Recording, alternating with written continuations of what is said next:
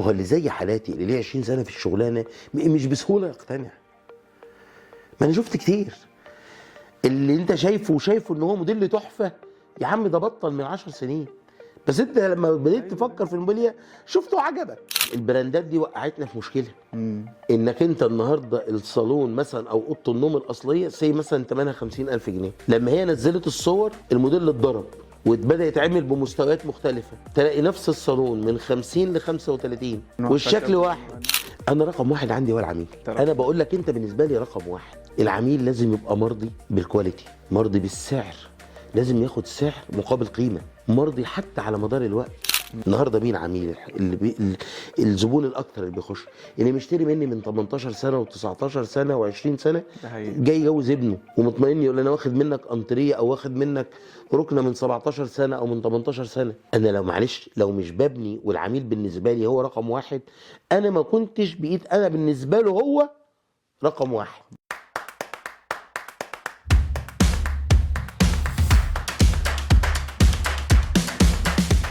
دلوقتي دايما الناس تقول لك انا عايز، وبرضه من اسباب الناس بتروح للتصنيع يقول لك لا انا عايز العفشه بتاعتي تبقى كلها زان، لا ده الخشب كله زان، لا اصل ده فيه MDF، لا معلش ده الخشب كبس. المصطلحات دي مش كل الناس فاهماها، او مش عارف هل فعلا زي ما المنتشر ان لازم العفشه كلها تبقى زان 100%، او ايه النسب الصح اللي بتبقى موجوده مثلا في كل غرفه. او انت كراجل شغال في المجال ليك فتره، ادينا كده ملخص على الموضوع ده. بص يا باشا، كل شغلانه ليها اصول. كل شغلانه ليها اصول، او بالتعبير كده احنا بنقوله حسب اصول الصناعه. تمام. ايه الاصول؟ الموبيليا من يوم ما بدات تظهر في مصر هي قامت على 3 عناصر: الخشب الزان والخشب المسكي والابلكاش. دول ال3 عناصر اللي بتشتغل بيهم الموبيليا في مصر. كويس. ظهر حاجات بقى مع غلو الخامات، ظهرت خامات زي الMDF وحاجه تاني اسمها تشيب بورد. بورد. ايه الMDF وايه التشيب بورد؟ الMDF والتشيب بورد دي خامات مصنعه. مجموعه الMDF والتشيب بورد ده بيبقى زي مجموعه الهوالك بتاعه الخشب كلها بتتفرم فرمه كويسه جدا مع غيره، وبتتكبس بمكابس قويه جدا، وبتاخد طبقه من فوق بيسموها فرومايكا او بوليلاك او ليلاك والكلام من ده. زي انت هتلاقيها دايما دلوقتي انتشرت جدا في المطابخ بالذات. وفي براندات كبيره بدات تستخدم الMDF والشيب بورد. طب دي حاجه كويسه ولا وحشه؟ هي لا كويسه ولا وحشه. ازاي؟ هقول لسعادتك. في ناس بتستخدمها بتحب شكلها كده. ليه؟ دي فيها ميزه ما فيهاش فينش، ما فيهاش تشطيب. هو ده لوح بيبقى بيتقطع بيبقى شكله كده. الاوضه ما بيبقاش فيها تفاصيل كتير، بس طبعا قوتها مش زي قوه. عمرها الافتراضي مش كبير بالتاكيد، لسبب لان مش دي خامتنا. يعني مش ده اللي احنا طلعنا عليه. الخشب الطبيعي بيخش فيه المسمار، الغيره، الكبس، ويستحمل ويقعد. وتقدر معلش.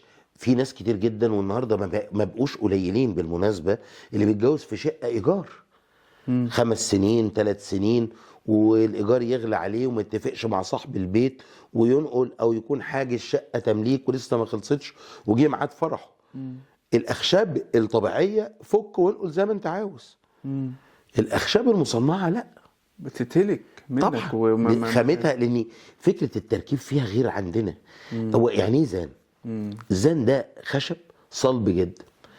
كلمه منتشره، انا عاوز الاوضه زان، وكتير من التجار عشان يريح نفسه يجي يسال العميل الاوضه دي ايه، يقول له زان يا فندم.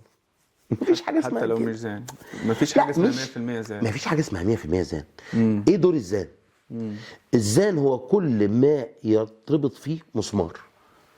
يعني وانا بجمع الدولاب بنعمل احنا زي مداد زان بيتربط فيه المسمارين اللي بيربطوا هو عامل زي العواميد بتاعه العماره، صح؟ لا مش بالمنظر، مش بالظبط. لان برضو من الجمل المقصوره لما تروح اي محل موبيليا يقول لك جمل مقصوره: القوايم زان يا فندم، والمسطحات يا يقول لك كونتر خشب طبيعي او يقول لك كبس.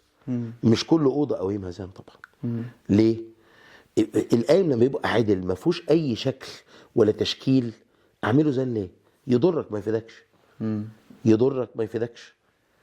عشان كده بيجي العميل يقول لي قوامها زان، طبعا لان هو سامع الموضوع ده في 4 5 ممكن يتصدم لما اقول له لا يا فندم قوامها مش زان، قوامها كبسه عادي. الزان عندي هو اللي بيتربط فيه المسمار، درج عشان فيه مجاري عجل، طقم السرير لان هو ده اللي بيتربط فيه طقم السرير اللي هو بيربط المدادات بالشباك الكبير بالشباك الصغير.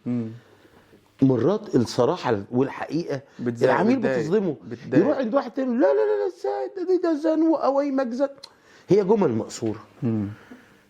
خش اي معرض يقول لك القوايم زان يا فندم. صعبه في مجال الموبيليا، منافسه صعبه بصراحه في مجال الموبيليا. احسن حاجه انك تكون واضح جدا. احسن حاجه تكون واضح جدا. يعني مرات كتير جدا يجي زبون يقول لك الانتريه ده من جوه زان، ممكن تقول له اه طبعا، في حين النهارده الانتريهات الاغلى الرجلين والشاسيه تحت هو اللي زان، لكن اللي جوه الشاسيه الداخلي اللي بيتنجد عليه عشان التشكيل يبقى كويس بيبقى مسكي. وبالمناسبه مرات بيبقى اغلى. يعني انا عندي الانتريهات اللي كلها زان ما بين 24 و 31، عندي انتريهات الداخلي بتاعها مسكي وب 44 وب 45. وانا بعملها وانا مش قلقان، ما في الاخر من انتريه، ما انا لو حاسس انها هتضرني مش هشتغلها. الزبون يتصدم يقول لي لا ازاي؟ انا رحت عند فلان وقال لي كله زان. ايوه المفاجاه ان الزان اصلا 3 4 5 انواع، لكن احنا برضه عندنا جمل مقصوره. زان احمر روماني يا فندم. كده جمله مقصوره. اللي اعرفه ان في النوع الزان اللي هو لونه اخضر شويه ده هو لا هو الزان فعلا النظيف هو الروماني الاحمر. بعد كده في غزلافي وفي روسي وفي كذا نوع زان. فهي العبره مش بالكلام. هرجع تاني واقول لسعادتك للنقطه الاولانيه، اشتري من اللي سمعته كويسه، اشتري من خبير او ما ده الخبره تفرق قوي في المجال ده. لا ما هو الخبره بتفرق والتاريخ بيفرق. بجد التاريخ بيفرق. مش بقول ده عشان انا محل قديم، لا ده الموبيليا حكمها للزمن. ايوه حكمها للزمن. ما فيش حد يقدر يحكم على الموبيليا غير الزمن. في ناس زعلانه منك يا استاذ ياسر، وماله اكيد بتيجي هنا وبتطلب منك لو عجبتهم حاجه ان هم ياخدوا صوره بس عشان يعرفوا الدنيا وكده فانت ما بترضاش اي حد يصور اي حاجه في المعرض. بالظبط. من زمان. فايه ليه كده؟ ليه مزعل الناس؟ هقول لك يا اكرم، الشغلانه بتاعتنا دي هي عنصرين، ذوق وامانه شغل. امانه الشغل دي مالناش دعوه بيها، دي كل واحد وهو ضميره. لكن الذوق ده هو اللعبه الاساسيه، هو ده لعبه هو ده كلمه سر الشغلانه. انا النهارده بروح بيبقى مثلا المصنع عنده 20 صالون، انا بنقي 3، ده ذوقي. حقوق ملكيه يعني لا ده ذوقي. اولا انا بخبرتي انا بذلت مجهود عشان الحاجه الحلوه دي تطلع بالطريقه الحلوه دي بالظبط، فدي بتاعتي يعني مش بلاش. انا عاوز اقول لك ان دوره اي منتج عندي مش اقل من 3 ل 4 اشهر عشان يطلع من فكره لنتيجه، من فكره لنتيجه. ادي لك مثال، اوضه نوم ممكن يبقى سرير عاجبني، يقعد السرير دوت عاجبني ومش لاقي له حاجه تليق عليه، وممكن اقعد ليالي لغايه 2 الفجر و3 الفجر سيرش عشان ادور على دولاب مناسب، عشان تدور على الفكره، عشان اطلع فكرة حاجه معينة اقنع بيها نفسي. ما هو اللي زي حالاتي اللي ليه 20 سنه في الشغلانه مش بسهوله يقتنع. ما انا شفت كتير اللي انت شايفه ان هو موديل تحفه، يا عم ده بطل من 10 سنين، بس انت لما بديت تفكر في الموبيليا شفته عجبك. ايوه انا عندي 3 حاجات رئيسيين، يبقى مختلف، ودي نقطه اساسيه عندي، انك ما تحسش ان شفته عند حد تاني. حلو او وحش ده موضوع نسبي. موضوع بس انت ذوقك حلو يا استاذ ياسر، ربنا يخليك، ده من ذوقك، ده من محبتك، لكن انا بثق يعني ده بحب اخد رايك صدقني في اي حاجه. موضوع نسبي يا دكتور. انت بتبقى ممكن تبقى عامل اوضه وطالع روحك فيها ومتخيل انها هتكسر الدنيا وما تبيعش، واوضه الاستورجي ممكن يبقى غلط في درجه اللون وانت خرب الدنيا وعمال تزعق، تفاجئ ان عجبت الناس اكتر وتضطر تعملها مره ثانيه وترجع على اللون اللي اتعمل غلط. أيوة. موضوع نسبي، شغلانه ملهاش ثواب، ملهاش ثواب. يبقى اذا الذوق انا ما اقدرش بسهوله اتبرع بيه. هتقولي طب ما المعارض الكبيره والبراندات الضخمه بتحط صورها، عندها حق، لان مش فارق لها، لانه مش بتاعها، لانه مش بتاعها، مش مجهودها. مش بتاعها. هي دي هو الكلمة نزلت اشترت الاوضه دي، حطيتها في المعرض، صورتها، باعت عليها 20 وده 30 بيحصل. اوضه انت وتترمي بره المعرض بتفاجئ ان وخلاص. الاوضه موجوده في براندات مختلفه باسماء معروفه على مستوى الجمهوريه، دي هي نفسها دي ودي وكل واحد عامل خصم مش عارف كام في المية ونفس لا ده انت البراندات دي وقعتنا في مشكله. مم. انك انت النهارده الصالون مثلا او اوضه النوم الاصليه مثلا ثمنها 50,000 جنيه. مم. لما هي نزلت الصور الموديل اتضرب وبدا يتعمل بمستويات مختلفه، تلاقي نفس الصالون من 50 ل 35. ايوه، وفي انواع والشكل خشب واحد. في حين مثلا الصالون الاصلي فيه القماشه بتاعته ب 400 جنيه، المشجره والتابلوه ب 800 جنيه. هو يروح عامله قماشه ب 140 جنيه، يعملوا خشب زان شجر، يعملوا سفنج مختلف ويديك الهيئه. بالظبط، الموضوع واحد. وتلاقيه يحط على صفحته صوره الصالون الايه الاصلي اللي هو وكل الموضوع انه يروح ياخد من البراند ويديها بتاع الفوتوشوب، يشيل له صوره العلامه بتاعه البراند ويحط عليها اسمه هو ويروح حاططها. وانت فاكر ان ده زي ده؟ في بيحصل. يبقى معاك حق ان انت يعني لما تبقى حاجه عندك، لا تعالى شوفها بعينك، وده اللي انا خدها. عاوزه. جيب نجار يشوفها معاك. انا مش عاوزك تشتري انت مش عايز النجار يعني مرات يعملها تقول لي لك. استاذ مش بتحط صور على الصفحه لا كتير. ممكن حد يتهيأ يا عم انا مش عاوز احط صور، انا عاوزك تيجي، انا عاوز اقابلك. لا انا عايز اقول لك حاجه، ممكن حد يبقى هو جاي يعني معلش، في بعض الناس بيبقى عندها نوايا طيبه، يعني هنقول عليها نوايا طيبه، الراجل عايز ياخد منك الصوره ويروح يعملها في مكان تاني. صدقني ده ما يزعلني. وارد. تعالى هات النجار معاك والنجار يشوفها بعينه، ولو عرف يعملها يعملها. صدقني ده ما بيزعلنيش، ده بالعكس ده بيبسطني. ليه؟ لان انا واثق انه مستحيل اللي هيعمل لك اوضه لاول مره هيعملها زي اللي عملها 10 مرات. في مش ممكن. ديتيلز، في ديتيلز. النسب، الشغلانه الموبيليا ابوها وامها النسب. مين اللي يقدر يبص على السرير فيقول ان ارتفاعه 135 ولا 140؟ ايوه. مين اللي يبص على الدولاب عشان يقول ان عرضه المفروض ما يزيدش عن كذا؟ ازاي تقسم الدولاب من جوه؟ دي حاجات خبرات طبعا. ومعلش مش بسهوله، ما انتش بتنقلها.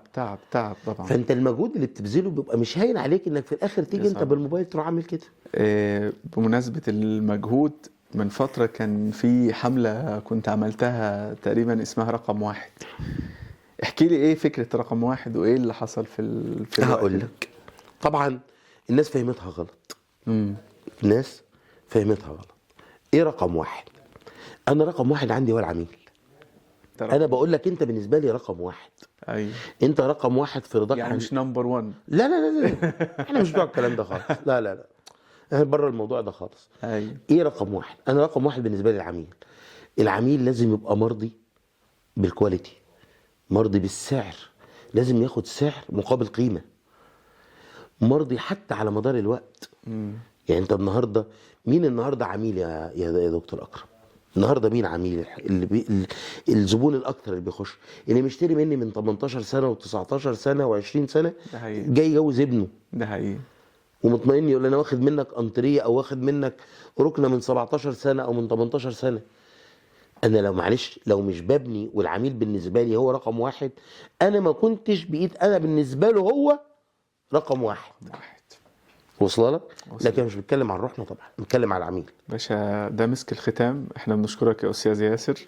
احنا شرفنا بيك كده. بتوعدنا ان شاء الله ان يبقى في حلقه تانية من امسك الخشب، احنا حلقتنا اسمها امسك الخشب، فنمسك الخشب على الجمال وعلى الشغل العظيم اللي انت بتعمله. ربنا يخليك، واحنا مستعدين لاي تساؤل لاي استشاره يشرفنا اي حد واحنا عنينا ليه، سواء يكون عاملنا او لا. باشا ربنا يبارك لك، نشوفكم على خير دايما، ويعني ننتظر ان شاء الله إن شاء الله جديده وحلقه جديده من امسك الخشب.